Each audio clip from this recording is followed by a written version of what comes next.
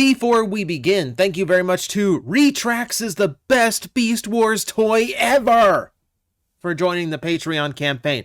I'm pretty sure someone has made me say that before, which I don't know if that reinforces that Retrax is definitively the worst Beast Wars toy, or if it is just a lot of Retrax fans who are punishing me. Either way, thank you very much for helping to support the channel. Always appreciated. Every one of you is helping to keep this channel alive, even if you're just watching and clicking on the videos, hitting like, hitting the subscribe button, or leaving a comment. The engagement all helps, and helps get me closer to my goal of living off of doing this, which is, of course, the goal of any content creator. But for now, we'll be satisfied with what we got going. And today, what we have going on is a Patreon-sponsored request.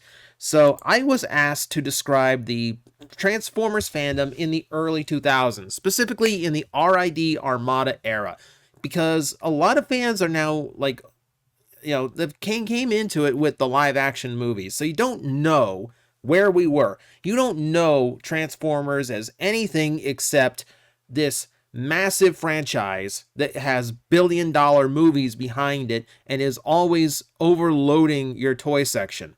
Or hopefully it is, or unless you're going to be mine and you don't stock anything new for a month, Target. Point being, you kind of, if you got into this with the movies, then you don't know what it was like and how kind of rough it felt. The description of this was dire.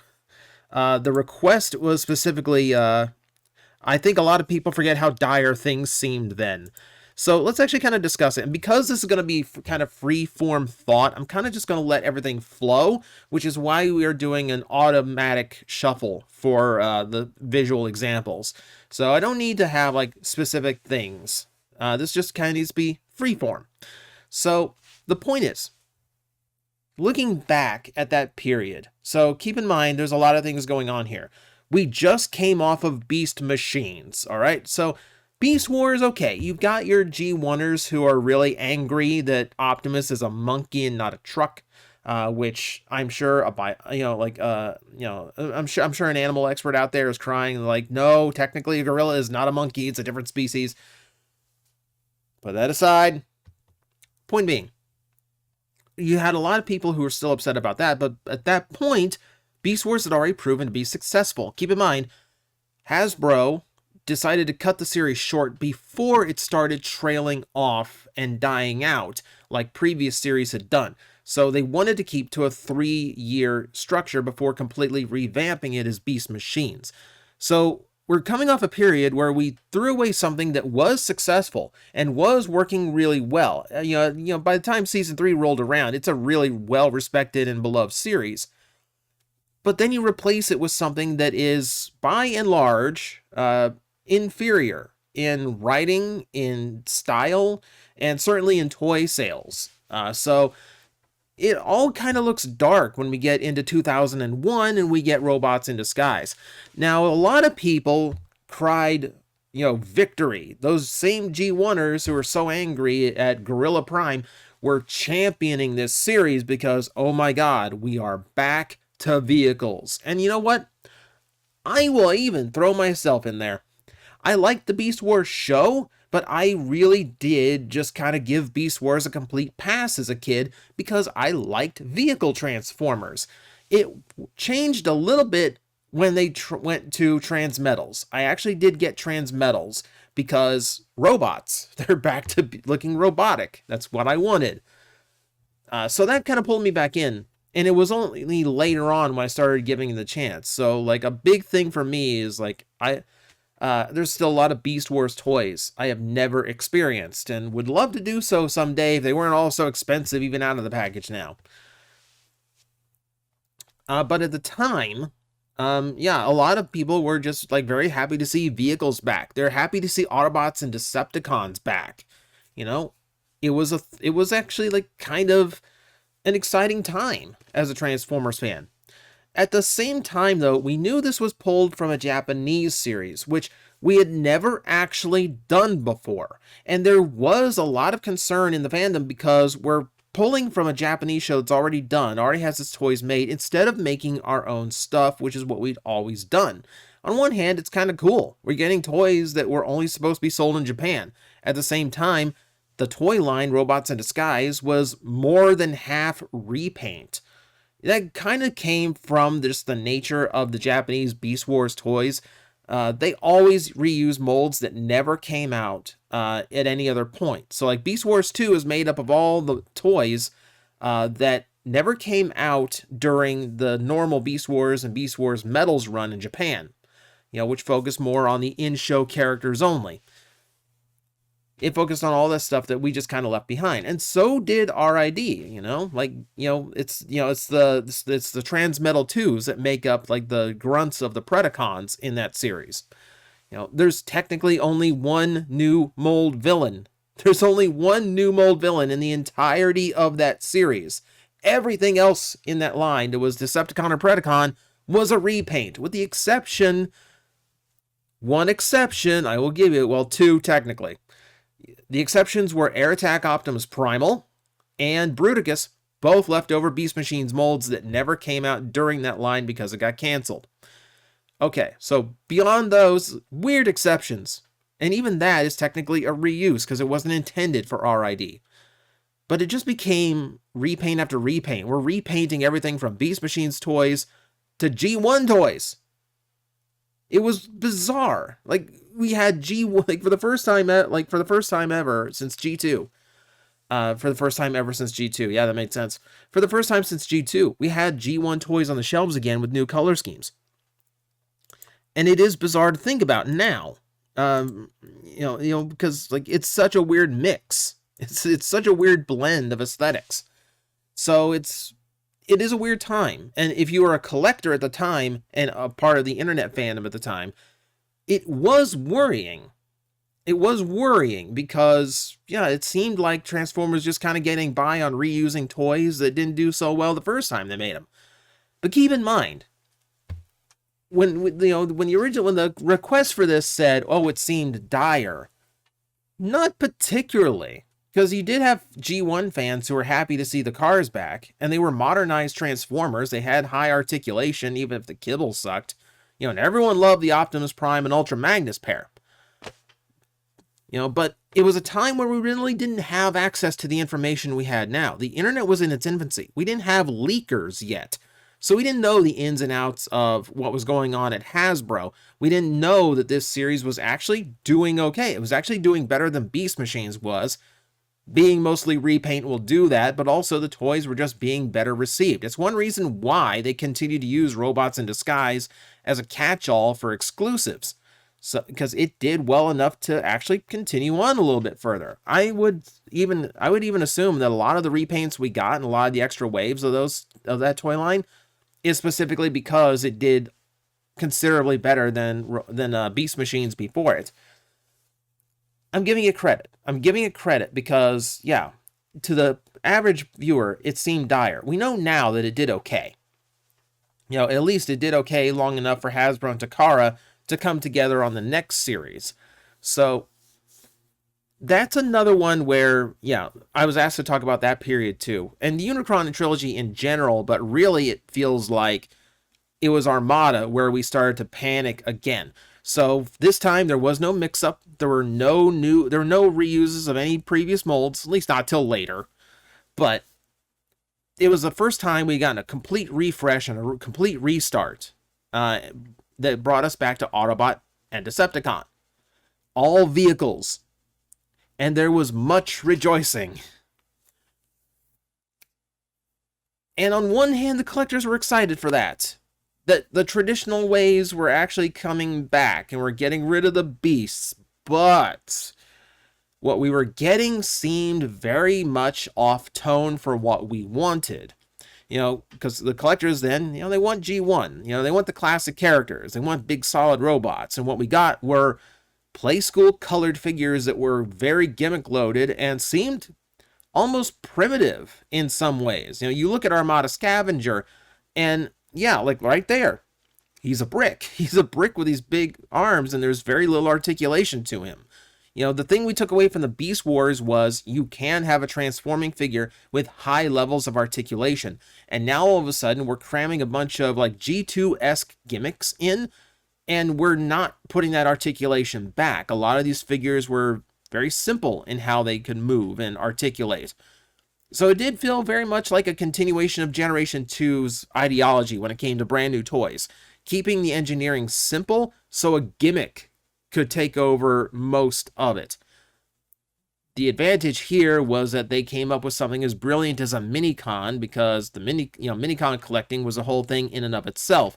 And having an extra tiny little figurine, like a Micromaster-esque thing, free with every figure that did feel worth its $10 or $20 on its own, that was actually a pretty good boon. So we were actually getting quite a lot, out of one package. And collectors, yes, we freak out. We freak out over everything. We wanted the G1 characters. We didn't want these play school colors. We wanted better articulation. I think a big one at the time was everyone was freaking out because the faction symbols were not well painted. It was just one big blob of red or purple on top of the faction symbol. And I think Hasbro even stated, like, we didn't think anyone would care. A lot of people cared. A lot of people got unnecessarily angry over the quality of painting a faction logo. But that was what we did. It's what we still do. We find little nitpicky things to complain about, and then we poke at it like it's the worst thing in the world. And at the time, as a collector, it was a very concerning 2 years. And I would say even beyond that, even into Energon. Because it felt like gimmicks were taking over the toys. We weren't getting the classic characters. It's weird how, like, today, I think a lot of collectors kind of scream for something new and fresh. Back then, everyone was screaming for them to go back to the classics. That's kind of why they went with the sales approach they did. You'll notice that a lot of characters in the Unicron trilogy, they would come out as their own thing, and they would get the weird color scheme out of the way first. And then it was later on where you got hit with the vintage color scheme. Cybertron Breakdown is a really good example. Here's this brown and yellow and gray dragster, and it looks okay for like a tiny scout class figure. I mean, it's a nice little toy for a low price. Oh, but then you throw the cup colors onto it because he's the old guy of the series. So now you've got a whole new crowd who's after it. And they did that for everything. Crosswise became Smokescreen, Hot Shot kind of became Hot Rod, except it was named Excellion, and the homage was much stronger in the Japanese version. We kind of went over that a long time ago. Point being, it was kind of the strategy there to kind of like do something new, but let G1 people just have homages to kind of satisfy them. Not a bad idea. At least it kept fresh things coming in. Again, completely opposite of today. Hasbro will cater to G1 fans, but then they'll do something like super weird with the repaint later on. Like we're getting the G2 color schemes. Like that's super weird.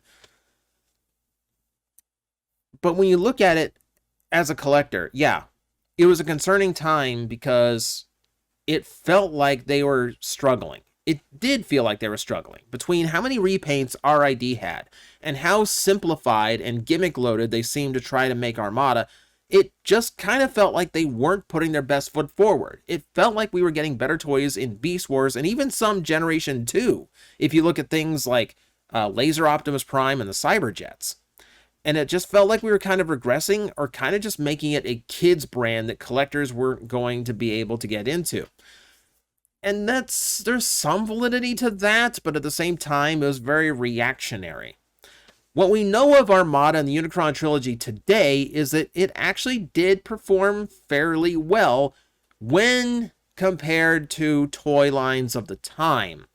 Early 2000s wasn't really dominated by any particular franchise, because remember, when we were in the 90s, we went from the Teenage Mutant Ninja Turtles, the most successful cartoon and toy line combination ever.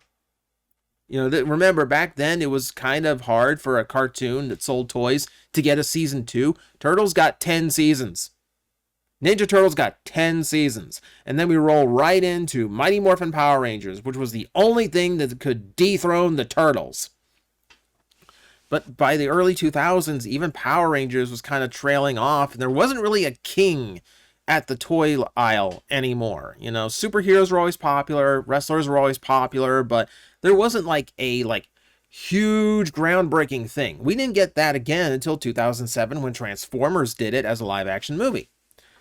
But when you look back at the Unicron trilogy at the time, it did okay. For a Transformers series, it did okay. You know, and I think it did a great job of what it was trying to set out to do. Armada was trying to recapture kids, you know, try to get their attention back. That's why it's gimmick loaded. That's why it's super bright colors. And when you're a collector, that does feel like you're being left out. And it does feel like Transformers is in trouble. But obviously Armada did really well. You know, they did the remolds of some of the Transmetals specifically because they needed more toys to fill out the line. You know, Armada was, in a sense, almost too successful at the time because they just had to figure out how to get even more product of it out there while still offering something somewhat different. So, obviously, it was doing well. You know, and then Energon and Cybertron did what I thought was a good job of growing up with the people they captured during Armada. Because once you get to Energon, you get a more serious and interesting gimmick. You get more serious and solid designs. You get a higher level of articulation. They start putting some super good focus into character design work. And then you get into Cybertron, where I feel the toys were far more advanced. The gimmicks were there, but they weren't intrusive. The visual aspect of the toys were spot on. The articulation was there. I mean, I still think it is a perfect all-around toy line. So, while you could see it as dire as a collector because of the direction they were taking, obviously sales-wise, it did well. I think if it had been doing the kind of numbers it was doing during Beast Machines, we wouldn't have gotten the 2007 movie. Paramount wouldn't have signed on to do a live-action movie of a failing toy line, after all. You know, it had its legacy, but if it didn't have sales numbers to back it up, then that means you're not going to be able to convince an investor to give you millions, hundreds of millions to make a movie. Looking back, we know it did really well. At the time, as a collector, it felt scary, but I'm sure if you were a kid in the 2000s, you were eating well. You had all these bright new characters. You had all these fun little gimmicks they could do. You had all these tiny little toys to collect. You know, and there was something for everyone at the time for Transformers. So, I think we over-exaggerate. I think dire is the wrong word. I think, really, early 2000s, Transformers wasn't being made for the fandom. And because the internet was early, and because we really didn't have that much of a voice or command over toy sales back then, I think that's for the best. I mean, I think it turned out the way it was supposed to. Because it wasn't designed for us. It was designed for kids. And those kids are now part of us. So I think it all worked out. So, dire to a collector, yes. But actually, we were actually doing pretty well. You know, and it's good to remember that. So, that's how the fandom was early 2000s. Very reactionary and very panicky. And very assumption heavy. But we really needed to relax more. So, there's your look at the past. Thank you for joining me on this look back into the long distant past of 2001. I hope you enjoyed that perspective, especially if you came into the fandom in like the last 10 or 15 years or so with the Bay movies. It gives you kind of a perspective of how good you had it when you got in, because there was a time where it wasn't as friendly. But thank you guys for watching. I will see you next time. I'm like, I think you guys got this. I will back away, and I will see you all later. You've got this handled. Alafi's like, really? You're not gonna help me? Like, it's fine now. It's like these disgusting creatures breathing down my neck, and you're all just like, I believe in you. You got this. All right, you seem to have this. 5 minutes.